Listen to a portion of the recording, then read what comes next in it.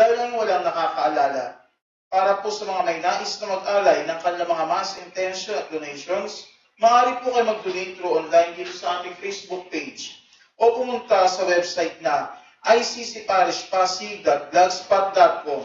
Ang inyong mga intensyon ay pagdarasal ng ating mga kaparian sa ating FB Mass live stream. Magandang gabi po sa inyong lahat. Ngayon po ay Lunes, ika-11 linggo sa karaniwang panahon at ika-6 na araw ng misa nobena para sa karangal ng kamahal-mahalang puso ni Jesus. Simulan po natin ang ating pagdiriwang sa pamumuno ng ating rektor at pura paroko, Reverendo Padre Joselito I. Lobson.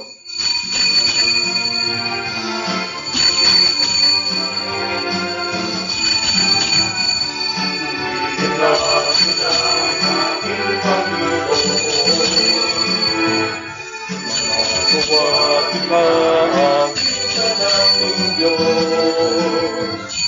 Purihin natin ang ating Panginoon. Tayong mga lawat ikaawitan siya kay nagmahal.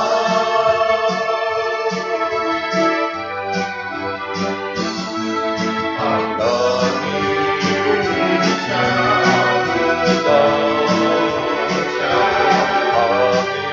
purihin siya awit at kailanman ang araw ang pagsalawi at ng kalikasan itaas ang kamay at umawi sa kanya.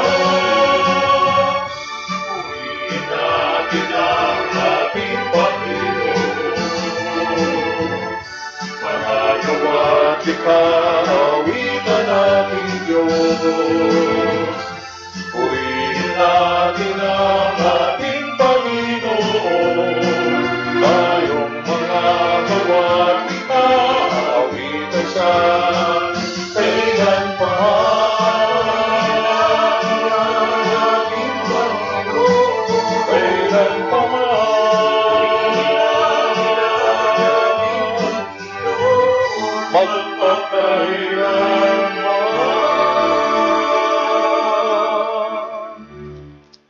sa ngalan ng Ama, ng Anak at ng Espiritu Santo. Amen. Ang pagpapala ng ating Panginoong Jesucristo, ang pag-ibig ng Diyos Ama, at ang pakikipagkaisa ng Espiritu Santo naway sumainyong lahat. At sumainyo rin. Mga kapatid, buksan po natin parati ang ating puso ngayon at makipag-ugnayan po sa ating Panginoon. Totoo niya ay araw-araw ng ating buhay nariyan siya para sa atin. At ngayon, humingi po tayo ng tawad upang umapaw ang Espiritu Santo sa ating lahat. Inaamin ko sa makapangyarihang Diyos at sa inyo mga kapatid, na lubha ako nagkasala sa isip, sa salita at sa gawa, sa aking pagkukulang, kay sinasamo ko sa mahal na Birheng Maria, sa lahat ng mga anghel at mga banal, at sa inyo mga kapatid, na ako'y panalangin sa Panginoong ating Diyos. Kaawaan tayo ng makapangyarihan Diyos, patawarin tayo sa ating mga kasalanan at patnubayan tayo sa buhay na walang hanggan. Amen. Panginoon, kaawaan mo kami. Panginoon, kaawaan mo kami. Kristo, kaawaan mo kami. Kristo, kaawaan mo kami. Panginoon, kaawaan mo kami. Panginoon, kaawaan mo kami. Manalangin tayo. Ama naming makapangyarihan, lakas ka ng mga walang inaasahan kundi ikaw. Ang pagluhog namin ay iyong pagbigyan, sapagkat kami mga tao lamang, na pawang may hina kapag iyong iniwanan. Kaya naman kami lagi mong tulungan upang sa pagtupad ng iyong mga kautusan, ikaw ay aming mabigyan kasiyahan sa aming iniisip at ginagawa araw-araw sa pamamagitan ni Jesucristo kasama ng Espiritu Santo, magpa sa walang hanggan. Amen. Amen.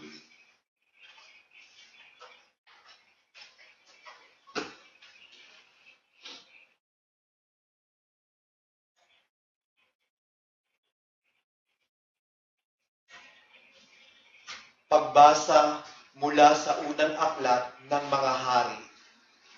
Noong panahong iyon, si Nabat ay may ubasan na nasa tabi ng palasyo ni Akab, hari ng Samaria. Nagustuhan ni Akab ang ubasan, kaya't sinabi niya kay Nabat, "Ibig mo na sa akin ang iyong ubasan at gagawin kong taniman ng gulay, pagkat malapit sa aking palasyo, papalitan ko ng mas mainam na ubasan o babayaran sa iyo. Ngunit ganito ang naging sagot ni Nabat, patawarin ako ng Panginoon, ngunit hindi ko po maibibigay sa inyo ang pamana sa akin ng aking mga ninuno. Umuwi si Akab na malungkot at masama ang loob dahil sa sagot ni Nabat. Nagkulong siya sa kanyang silid, hindi makausap at ayaw kumain. Nilapitan siya ni Reyna Jezebel at tinanong, ano ba ang isinasama ng loob mo at di ka makakain? Sumagot ang hari, kinausap ko si Nabat na taga Jezreel at inalok ko siyang papaltan ko o babayaran ang kanyang ubasan, ngunit tinanggihan ako. At ang sabi, hindi raw niya maaaring ibigay sa akin ang kanyang ubasan. Wika sa kanya ni Jezebel, halina, kumain ka at huwag nang malungkot. Ireregalo ko sa iyo ang ubasan ni Nabat. Gumawa ang reyna ng ilang sulat sa ngalan ng hari. Tinatakan ng pantatak ng hari at ipinadala sa mga matatanda at namumuno sa lungsod na tinitirhan ni Nabat. Ganito ang sabi niya sa sulat, ipag-utos ninyo ang isang pangkalahatang pag-aayuno. Patayuin ninyo si Nabat sa harapan ng karamihan. Kumuha kayo ng 2 upahang saksi na maghaharap ng ganitong sumbong laban sa kanya. Tinutungayaw niya ang Diyos at ang hari. Pagkatapos, dalhin ninyo siya sa labas ng lungsod at batuhin hanggang mamatay. Tinupad ng matatanda at ng mga pinuno ng lungsod ang utos ni Jezebel. Ipinag-utos nila ang isang pangkalahatang pag-aayuno at iniharap sa madla si Nabat. Lumabas ang 2 saksi na inupahan at siya'y pinaratangan ng ganito. Tinutungayaw ni Nabat ang Diyos at ang hari, kaya't si Nabat ay inilabas ng lungsod at binato hanggang mamatay. Nagpasabi agad sila kay Jezebel, patay na po si Nabat na taga Jezreel. Pagkatapos ng gayong balita, nagpunta si Jezebel kay Akab at sinabi rito, hayan, kunin mo na ang ubasang hindi mo mabili kay Nabat. Hindi niya siya makakatutol. Patay na siya. Nang malaman ni Akab na patay na si Nabat, pumunta siya sa ubasan upang angkinin iyon. Ang salita ng Diyos. Salamat sa Diyos. Panginoon, ako'y dinggin, pagbigyan sa aking daing. Panginoon, ako'y dinggin, pagbigyan sa aking daing. Ako'y dinggin poon, aking Panginoon, sana'y pakinggan mo ang aking panaghoy. Diyos ko at Hari, lingapin mo ngayon itong tumatawag at nagpapatulong. Panginoon, ako'y dinggin, pagbigyan sa aking daing. Ang gawang masamay, di mo kalulugdan. Ang gawaing hidway, di mo papayagan. Ang mga palalot, masasamang asal, iyong itatakwil at kasusuklaman. Panginoon, ako'y dinggin, pagbigyan sa aking daing. Parurusahan mo yaong sinungaling, pati mararahas at mga taksil. Panginoon, ako'y dinggin, pagbigyan sa aking daing.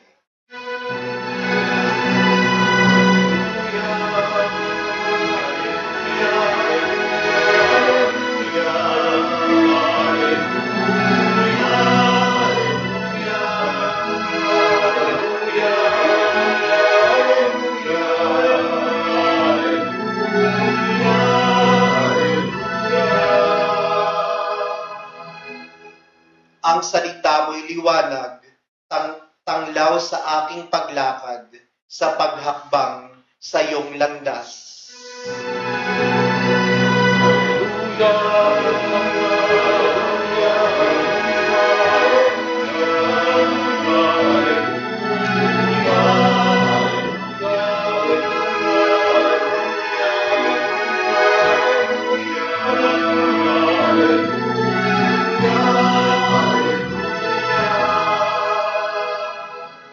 Sumainyo ang Panginoon, At sumayo ang mabuting balita ng Panginoon ayon kay San Mateo.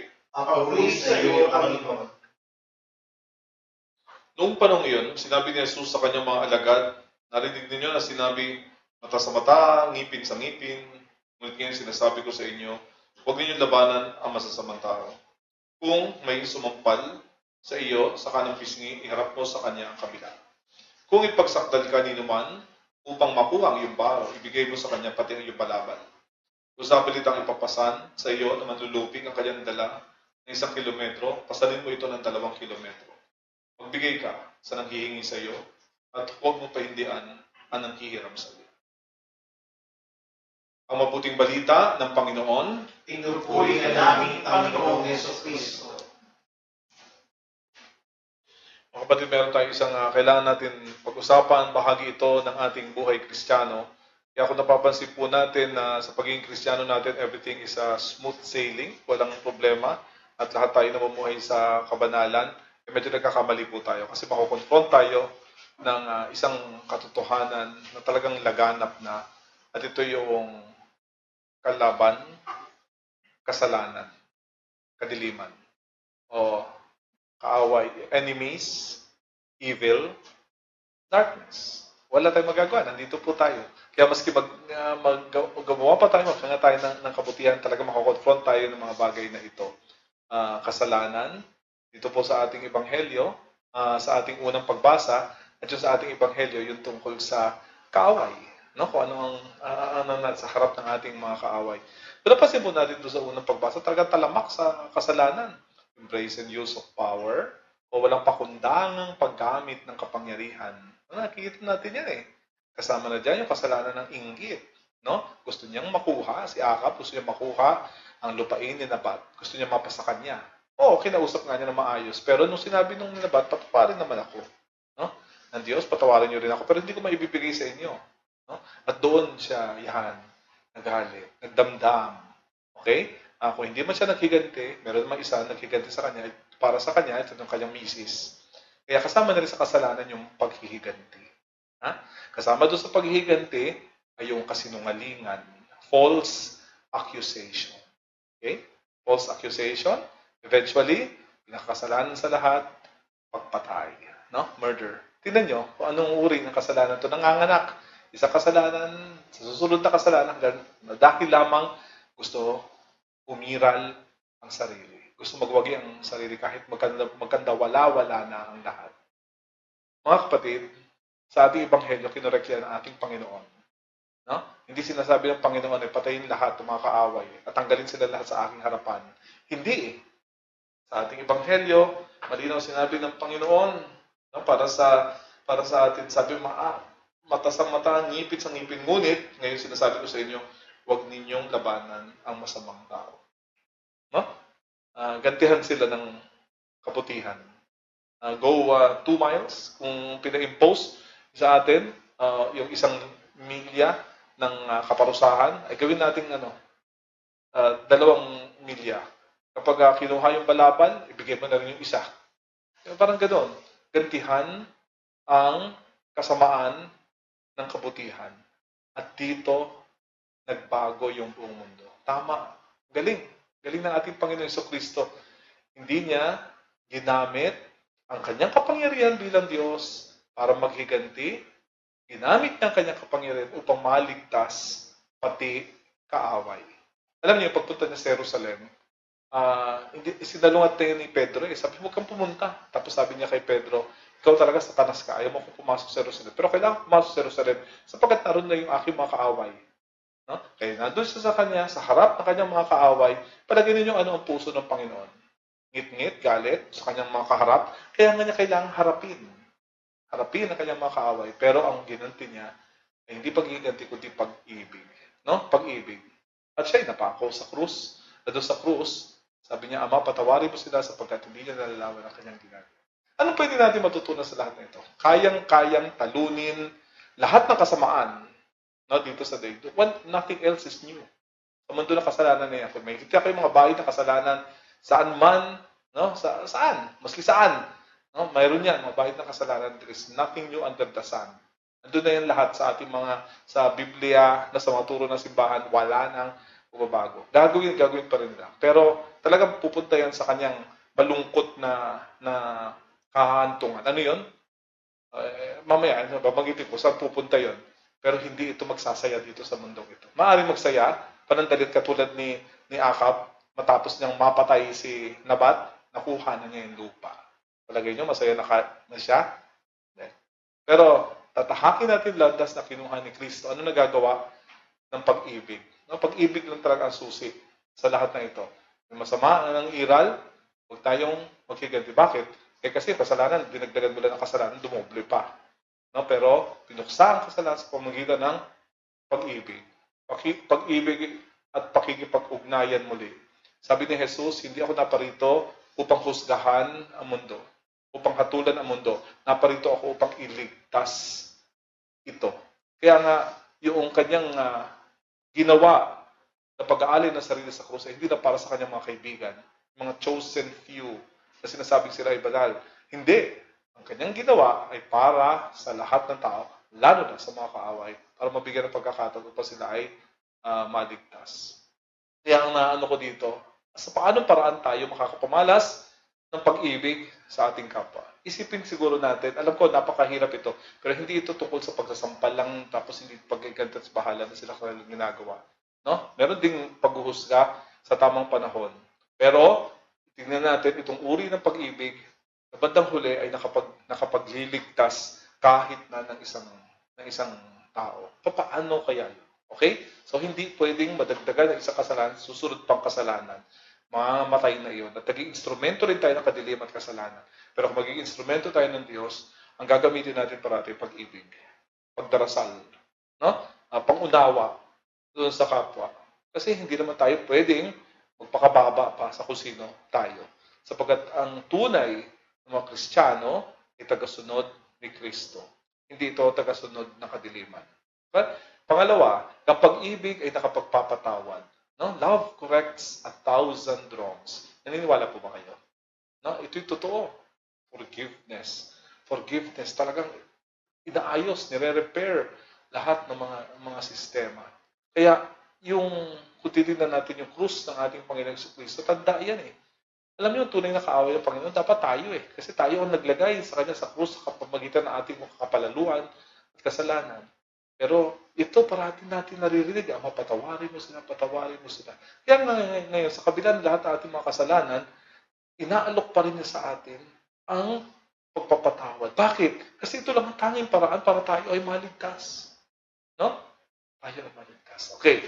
Tapos, yung pangatlo, hindi namamatay ang pag-ibig. Ang nangyayari sa pag-ibig ay, tulad ng ating Panginoon Jesucristo, sa ikatlong araw na mamatay siya ay nabuhay na magmuli. At hanggang ngayon, no, yung buhay na walang hanggan ay naalay niya sa atin, makisang sumusunod sa Kanya.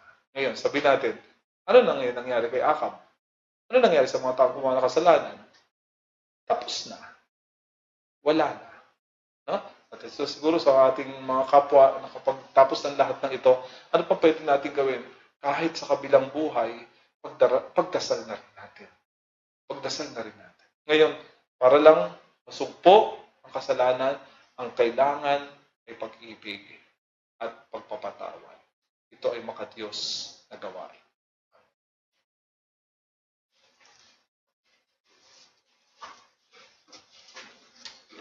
Hilingin natin na mahilom ang ating puso, hindi sa paggawa ng isang pangkasalanan laban sa ating kapwa, kundi pag-ibig at pagpapatawad. Sabihin po natin, Ama, gawin mo kaming ganap sa iyong pag-ibig.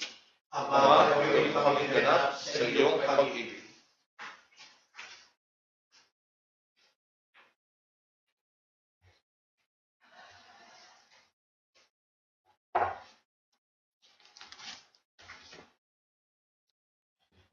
Bilang bayan ng Diyos, naway maisabuhay natin ang batas ng pag-ibig ni Kristo. Manalangin tayo sa Panginoon. Ama, gawin mo kaming ganap sa iyong pag-ibig. Ang ating mga kaaway, maging yaong mga nakasakit at nakagawa sa atin ng masama sa anumang paraan, naway mapatawad natin. Manalangin tayo sa Panginoon. Ama, gawin mo kaming ganap sa iyong pag-ibig. Atin nawang maiwasan ang pagkakahiwa-hiwalay at pagkamakasarili para maiwaksi ang kasalanan sa pamamagitan ng paggawa ng kabutihan. Manalangin tayo sa Panginoon. Ama, gawin mo kaming ganap sa iyong pag-ibig. Ang mga pinaging manhid na ng pagkakasala, naway hipuin ng Espiritu ng Panginoon upang magbalik loob sila at magbagong buhay. Manalangin tayo sa Panginoon. Ama, gawin mo kaming ganap sa iyong pag-ibig. Ang ating mga mahal na yumao, naway ligtas na maakay pauwi sa piling ni Kristo. Manalangin tayo sa Panginoon. Ama, gawin mo kaming ganap sa iyong pag-ibig. Ngayon po ay ialay po natin ang ating mga kahilingan at kasama po nito ang ating pagbabago. Kasama po tayo doon sa kwento ng pangangalat ng kasamaan at kasalanan. Mapuksa nawa sa ating sarili ang inggit, ang pait, paghihiganti, panlalamang, no? At bandang huli, paggawa ng kasamaan sa ating kapwa. Mapalitan lahat ito ng pag-ibig. Pag-ibig na nanggagaling sa Diyos. Panginoon ng sambayanan, habang aming itinataas ang mga panalangin ito, tulungan mo kaming magkakasamang lumago at mapaglabanan ang pagkakaaway-away at hindi pagkakasundo. Hinihiling namin ito sa pamamagitan ni Kristong aming Panginoon. Amen. Amen.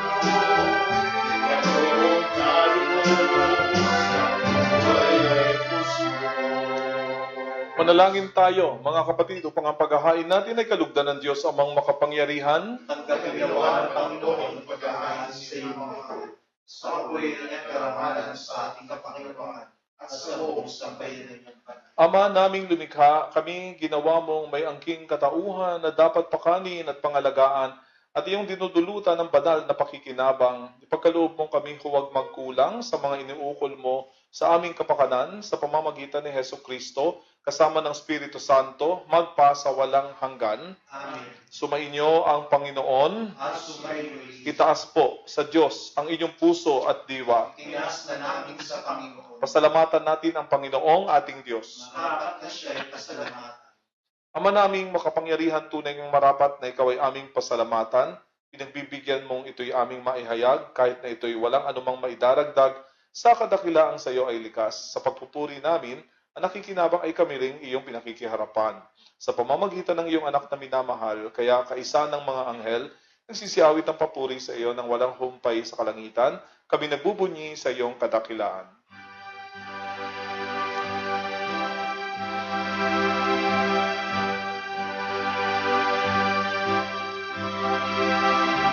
Santo, Santo, Santo, Panginoon Diyos ng Santo, napupuno ang langit at lupa at kadakilaan mo.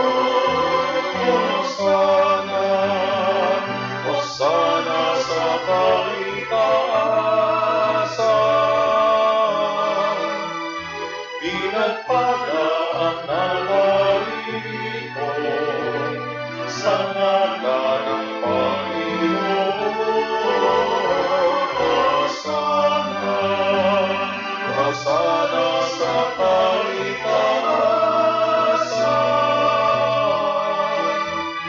Sa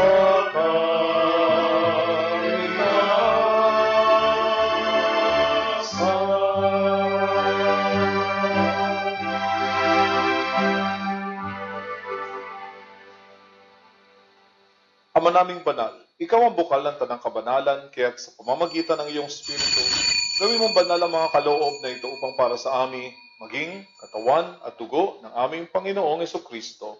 Bago niya pinagtiis ang kusang loob na maging handog, hinawakan niya ang tinapay, pinasalamatan kanya, pinaghati-hati niya iyon, iniabot sa kanyang mga alagad at sinabi, "Tanggapin ninyong lahat ito at kanin, ito ang aking katawan na ihahandog para sa inyo."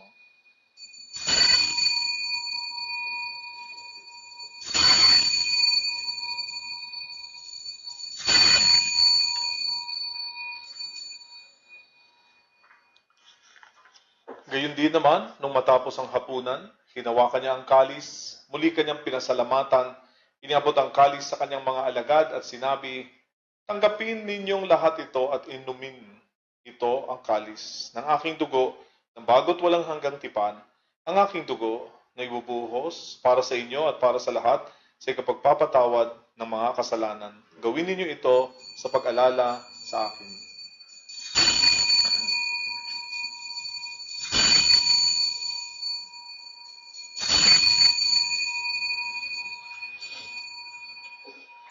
Ang misteryo ng pananampalataya. Si Kristo'y namatay, si Kristo'y nabuhay, si Kristo'y babalik sa wakas ng panahon. Ama, ginagawa namin ngayon ang pag-alala sa pagkamatay at muling pagkabuhay ng iyong anak.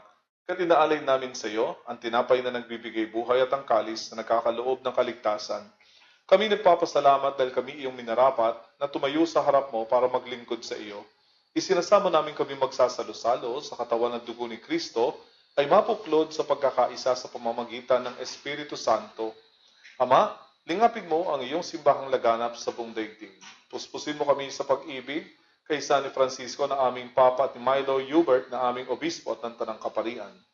Alalahanin mo rin ang mga kapatid naming nahimlay nang may pag-asang sila'y muling mabubuhay, gayon din ang lahat ng mga pumanaw. Kaawaan mo sila at patuloyin sa iyong kaliwanagan. Kaawaan mo at pagindapatin kaming lahat na makasalo sa iyong buhay na walang wakas. Kaysa ng mahal na Birheng Maria na ina ng Diyos, ng kabiyak ng kanyang puso si San Jose, kaysa ng mga apostol at lahat ng mga banal na namuhay dito sa daigdig ng kalugod-lugod sa iyo, may pagdiwang nawa namin ang pagpupuri sa ikararangal mo sa pamamagitan ng iyong anak na aming Panginoong Hesukristo.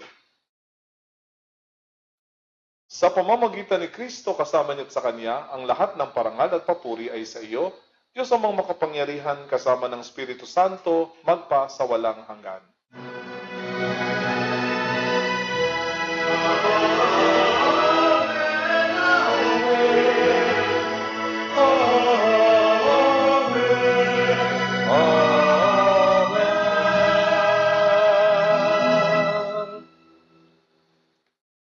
Ang puso po ni Jesus ay nasa bawat isa sa atin. Kaya kaya rin po natin magpatawad. Ama namin, sumasalangit ka, sambahin ang ngalan mo. Mapasa amin ang kaharian mo, sundin ang loob mo dito sa lupa para ng sa langit. Bigyan mo kami ngayon ng aming kakanin sa araw-araw at patawarin mo kami sa aming mga sala para na ang pagpapatawad namin sa nagkakasala sa amin. At huwag mo kami ipaintulot sa tukso at iadya mo kami sa lahat ng masama. Hinihiling namin iadya nyo kami sa lahat ng masama pagkalooban ng kapayapaan araw-araw, iligtas sa kasalanan at ilayo sa lahat ng kapahamakan, samantalang aming pinananabikan ang dakilang araw ng pagpapahayag ng tagapagligtas naming si Jesucristo. sapagkat iyo ang kaharian, ang kapangyarihan at ang kapurihan magpakailanman. Panginoong Jesucristo, sinabi mo sa iyong mga apostol, kapayapaan ang iniiwan ko sa inyo, Ang aking kapayapaan ang ibinibigay ko sa inyo. Tunghayan mo ang aming pananampalataya at huwag ang aming pagkakasala. Pagkalooban mo kami ng kapayapaan at pagkakaisa ayon sa iyong kalooban, kasama ng Espiritu Santo magpa sa walang hanggan. Amen. Ang kapayapaan ng Panginoon ay laging sumainyo. At sumainyo rin. Parati ang gawin natin para sa ating kapwa, maghangad, magbigay ng kapayapaan, pag-ibig.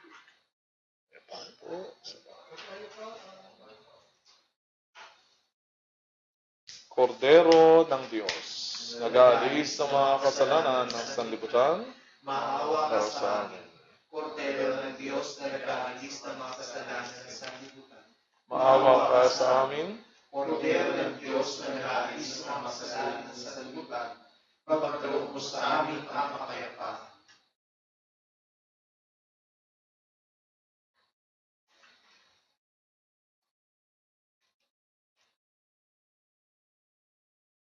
narito ang tunay na pinuno, narito ang tunay na kapangyarihan, at siya ay nagpapatawad sa ating lahat.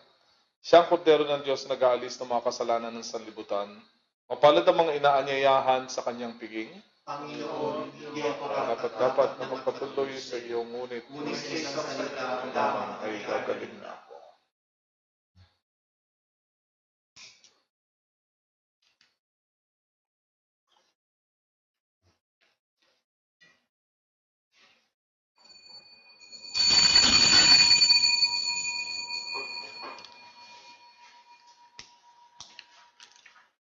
Espiritual na pagtanggap ng komunyon.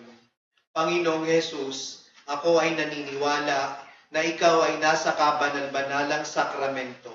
Iniibig kita ng higit sa lahat at minimithi kong tanggapin ka sa aking kaluluwa, sapagkat sa mga sandaling ito'y hindi kita matatanggap sa sakramento. Tumuloy ka sa Espiritu sa aking puso. Niyayakap kita na para bagang naririto ka na, at iniaalay ko ng buong buo ang aking sarili sa iyo. Huwag mong hayaang mawalay ako sa iyo. Amen.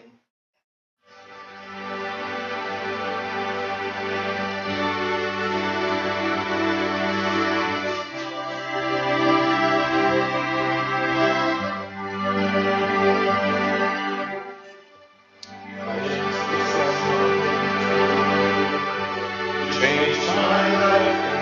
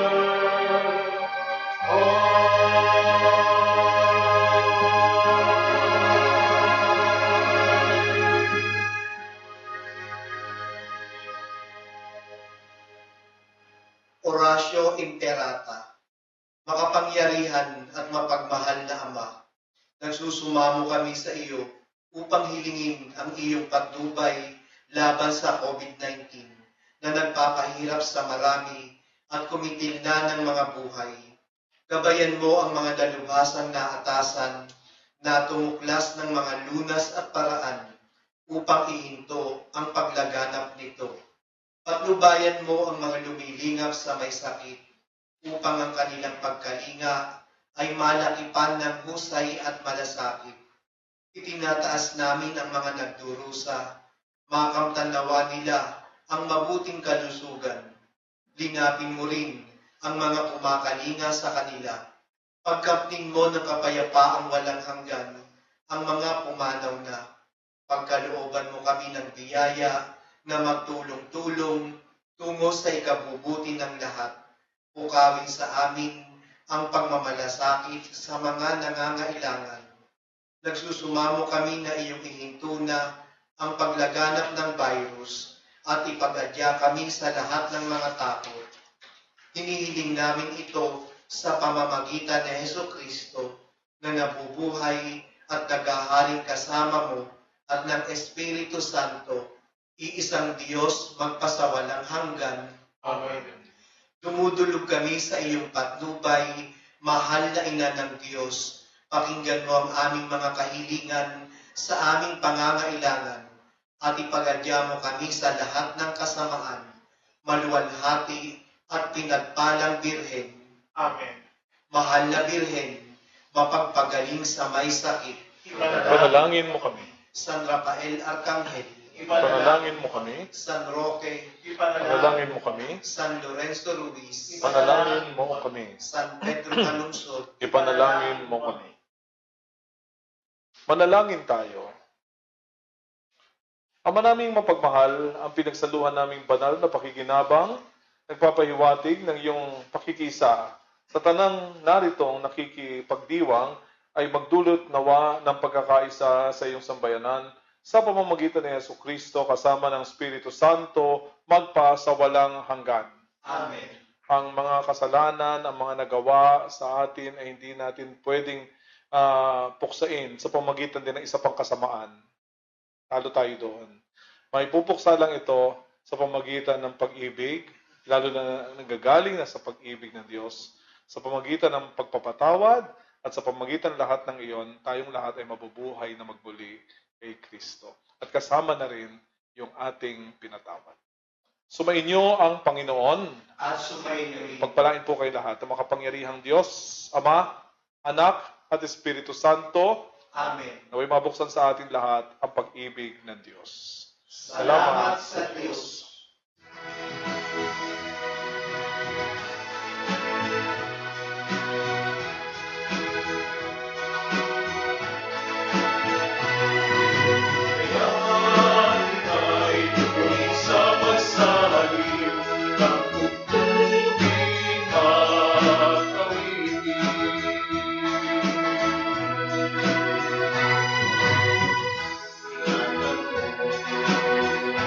Ako